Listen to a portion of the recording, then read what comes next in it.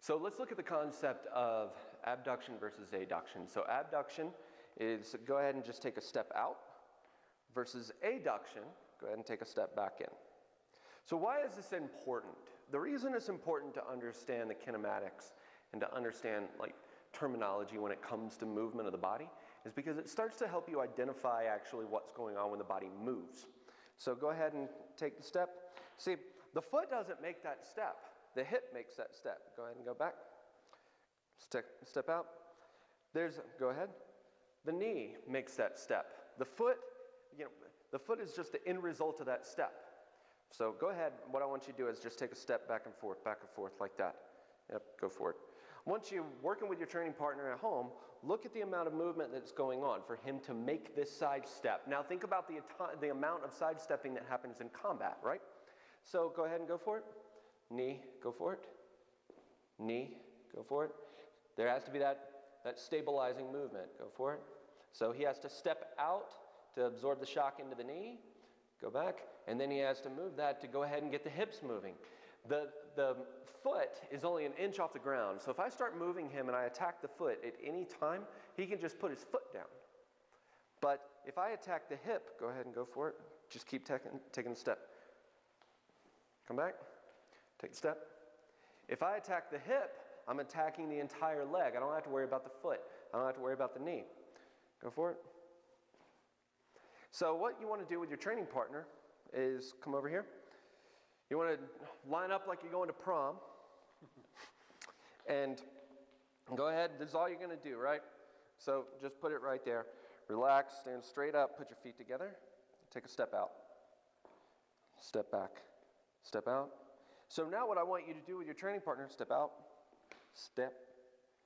Tack the rotation, stay where you are. You can see exactly what I'm looking at, which is load-bearing areas very, very narrow. And if I take that line of gravity and I move it back that way, I'm going to very easily put him down. Come back up. Go ahead, take a step. Just bring your arm up. There you go. Why am I bringing the arm up? Because, go for it, I can use the arm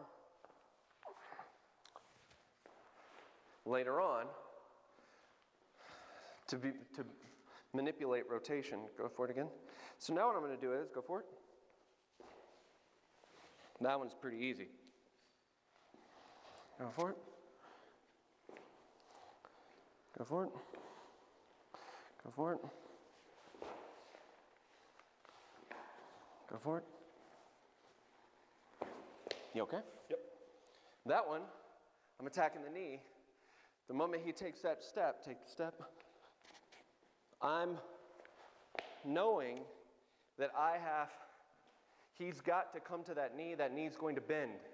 So that tells me that I need to be there to work that bend. Take a step, go for it, go for it. Here. So when he takes that step back, step out, step back, step out, step back, step out, step back. All I'm looking for is abduction, adduction, abduction, adduction. I'm looking at the hip. Go for it. Just ripped your pants, my apologies. But right here, pulling that hip, look at his center mass.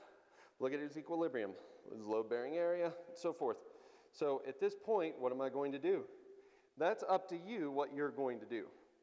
You can do a lot of different things from this point based off of where he is, or you can play with it. Come back and step. See how far you can go before, take your hands off of me. There we go. I'm going to show you something. Keep that stance. And just move to the side, until you're off balance. Go for it again. Yep, okay. Go for it.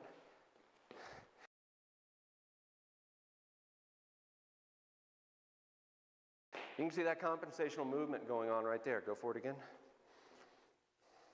Okay, he grabbed my arm right there.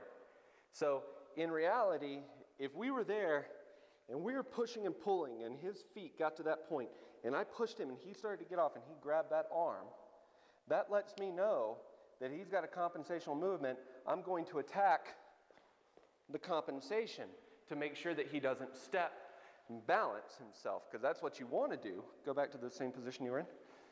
That's what you want to do, is take a step. Nope, just take a step. Just take a step? Yeah, just take a step. Now I know he's going to go to that step, right? So what do I have to do? I'm always looking, I've got that rotation. I'm looking at the equilibrium, I'm looking at the load-bearing area. So the moment he takes that step, if we're actually in combat, then the moment he takes that step, I've got to bring up and over it to stop him from taking another step and attacking the step. Now, that's how you attack rotation. Is the first thing that you do is that you look at the movement with your training partner and you go slow, you attention weight, you imprint, you differentiate, unitize.